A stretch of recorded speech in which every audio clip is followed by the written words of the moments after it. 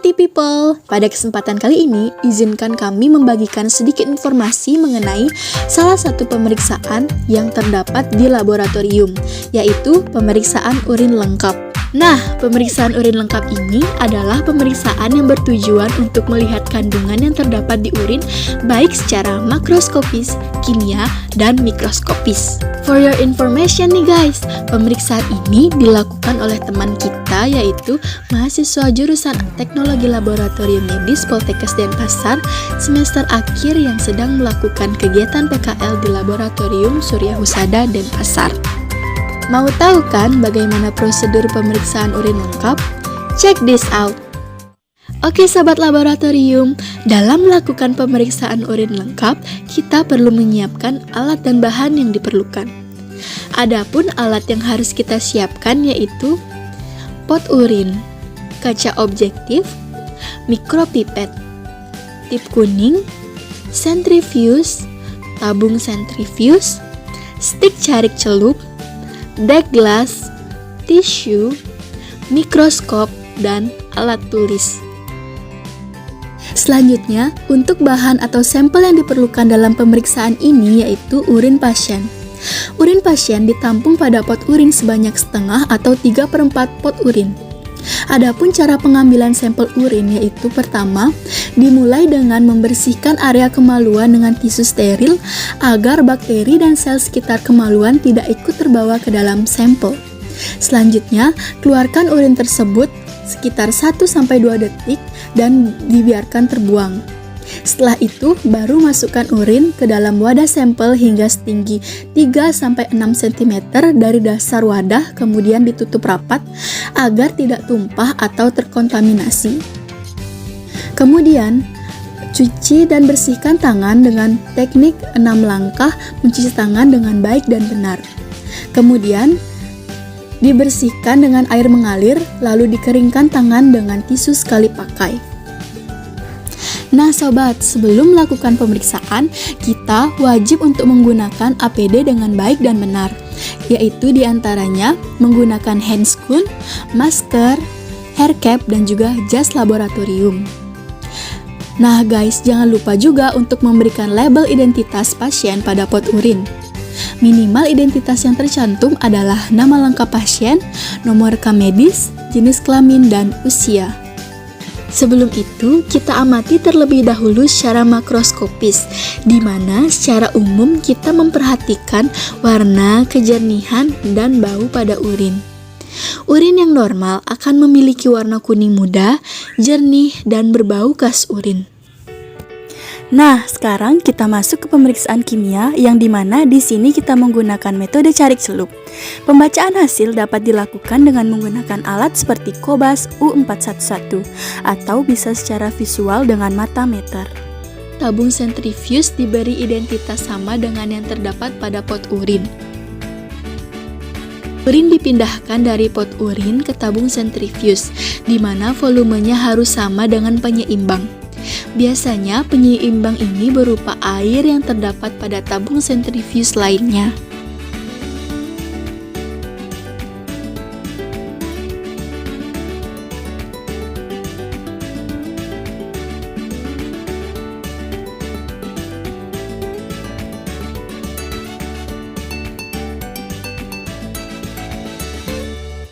Adapun prosedurnya nih sobat, di mana pertama-tama stik carik celup diambil dari botol stik. Kemudian botol tersebut harus segera ditutup agar stik yang belum digunakan tidak mengalami reaksi dengan udara luar. Lalu stik dicelupkan pada tabung sentrifuge hingga mengenai semua komponen kimia pada stik. Rendam kurang lebih 5 detik lalu ditiriskan pada tisu dengan mengetuk sisi stik dengan tisu.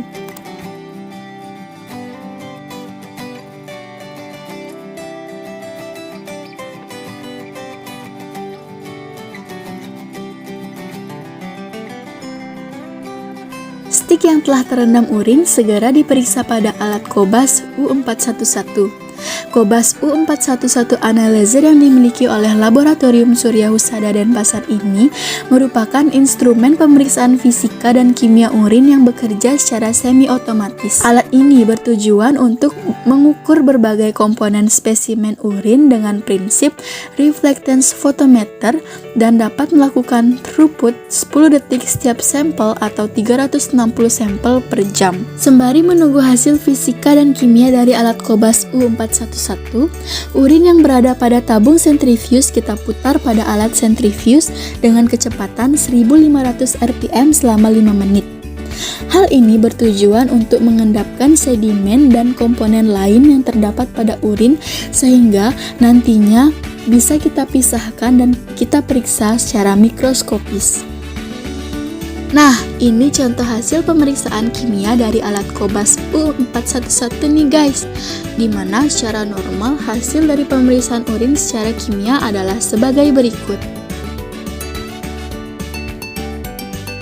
Sedangkan, jika menggunakan matameter atau visual, stik yang telah direndam pada urin kemudian ditiriskan dan didiamkan kurang lebih 1 menit. Lalu, warna parameter pada stik dibandingkan dengan warna parameter pada botol stik carik celup tersebut.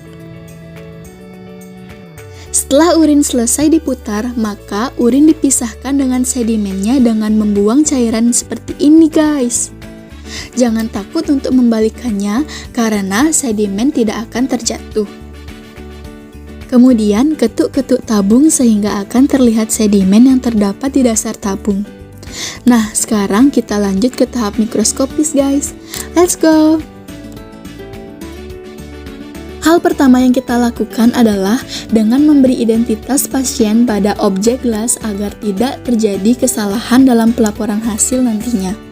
Lalu, homogenkan tabung dan dipipet sedimen urin dengan menggunakan mikropipet dan tip kuning sebanyak 10-20 mikroliter. Teteskan pada objek gelas, lalu ditutup dengan dek gelas.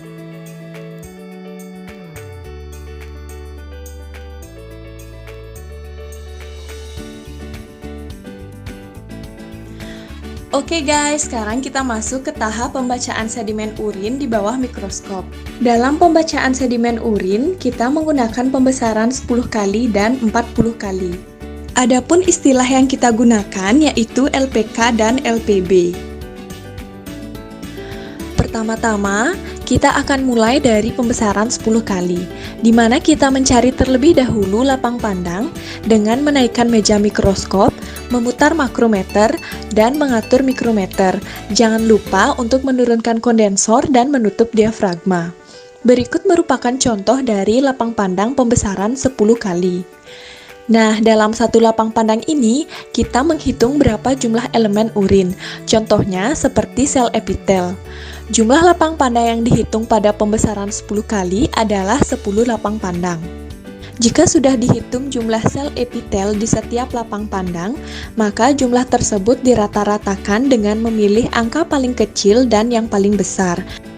Kemudian, untuk pembesaran 40 kali dilakukan hal yang sama pada sel eritrosit dan sel leukosit. Sedangkan untuk bakteri, kristal, dan benda asing lainnya hanya melihat ada atau tidaknya saja.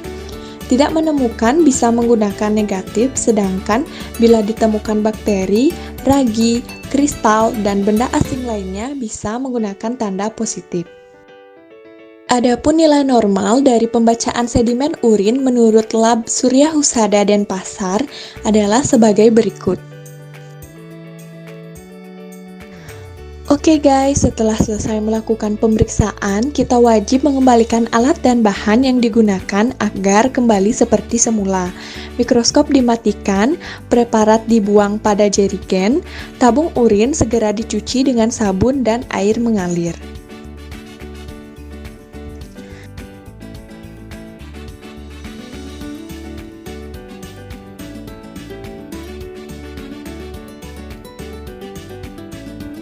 Nah, setelah itu, petugas wajib melepaskan APD yang telah digunakan. Buanglah pada tempat yang tepat, di mana sampah infeksius pada plastik kuning, sedangkan sampah non-infeksius pada plastik hitam.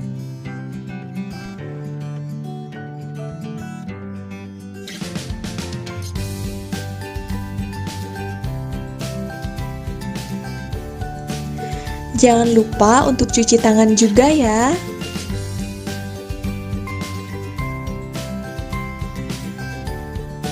Sekian video mengenai pemeriksaan urin lengkap kali ini. Kami berterima kasih kepada segala pihak yang terlibat dan kami juga mohon maaf apabila terdapat salah kata dalam penyampaian. Terima kasih, sampai jumpa di video selanjutnya.